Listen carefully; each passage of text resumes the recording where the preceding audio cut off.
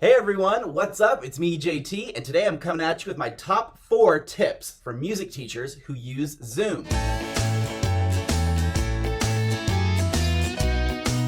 Before we get everything started, tap that like button, smash that subscribe button, and ring that little bell so you never miss a beat. Zoom has been a great tool for me, but it's also been really frustrating to use at times, especially when I would be teaching a lesson and trying to listen really closely to the student and they're playing a note and all of a sudden the note just like cuts off. So watch to the end of the video to fix that specifically.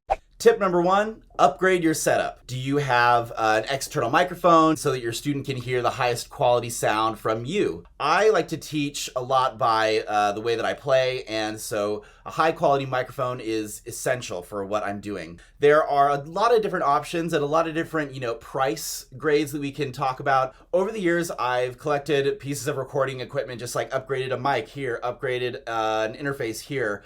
So I've ended up with some really high quality gear, but you don't have to spend a ton of money to get high quality results. You can find all kinds of microphones on Amazon for under $50. Just make sure you're searching for the words cardioid microphone USB, because you want something that's going to be able to plug directly into your computer. I have a matched pair of Rode NT5 microphones plugged in here. The thing about this microphone is that it doesn't directly plug into a computer. You have to go through an intermediary source to get from the analog music to the digital side.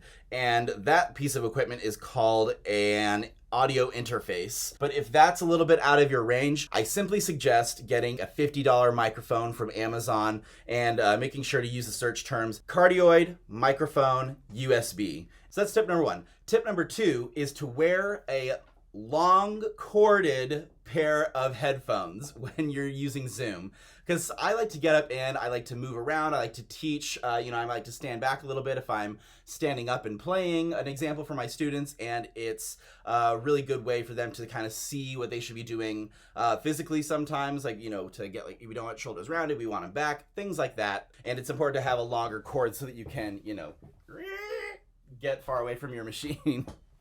So I also would recommend, this is another option for you to upgrade. You can get the pair of headphones that I have, and I'll link them in the description, for about $100. They're the Sony AKGs. They're a pair of closed back headphones, and they have really great crisp audio quality. It's all I'll ever really need, I think, from a pair of headphones. Of course, you can spend, $300, $400, $500 on a pair of headphones, but you can just spend $100 and get all of the things you would ever need from a pair of headphones, including the most important thing for teaching on Zoom, which is the length of the cord. Another option that you can do is to try and buy used, which I recommend. It's a very good and inexpensive option. There's a lot of refurbished products out there that are fine. Just make sure there's always a good return policy when you're buying used, because you never know. Sometimes there's issues with this and that, and you never know who had it last, and there can be some kind of, something going wrong. But the thing in Zoom is that you have to set those up as your input and output devices. So I'm just gonna quickly show you where those are located. We have Zoom open, and I'm using a Mac. I'm sure there's another way to do this on PC. But so you go to Zoom, open Preferences, and then you go down here to Audio. And so it'll give you, test speaker, where your sound is coming from Zoom, and I have external headphones plugged in, so I will have that. If you had an interface plugged in, it would appear here as well, because usually I have my headset plugged into my interface. Also, you can choose to test microphone, and same as system, which I am actually recording on the iMac speakers right now.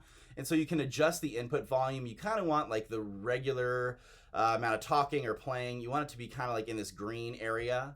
And you can adjust that by sliding this bar. But make sure you de-click this automatically adjust microphone volume, and then you can check it up to here. Woo, woo, woo. Okay, and et cetera, et cetera. And that's how to configure your setup. Tip number 3. Now this one may sound a little obvious, but take the time to take your students through all these steps as well. If they have access to a higher quality microphone and a higher quality pair of headphones that has a long cord, make sure that they are using those as well. It's a very simple tip, but I like to get the best quality sound so that I can offer the best feedback to my students. Tip number 4 is probably the most important tip that I can give you. Turn on original sound. So this is the most important tip for any teacher. And also, you need to make sure that you set your students up with this at the beginning of their lessons, because I have had so many lessons just ruined by not being able to hear what my students are doing after 1 second, because Zoom's algorithm thinks that what they're doing is background noise and it tries to cut it out. So let's go back to our settings, Zoom preferences, or the shortcut Command comma, and then we're going to go to this audio panel one more time. We're going to click advanced. We're going to make sure this box is selected, which says show in meeting option to, quote, enable original sound, end quote, from microphone. This is so important because that means when this is selected, you won't get that really annoying drop off in sound. And the students, it's very important for the students to know this so that they can adjust that. I'm gonna deselect automatically adjust microphone volume and keep it right here before we go to this. So now we're gonna start a new meeting.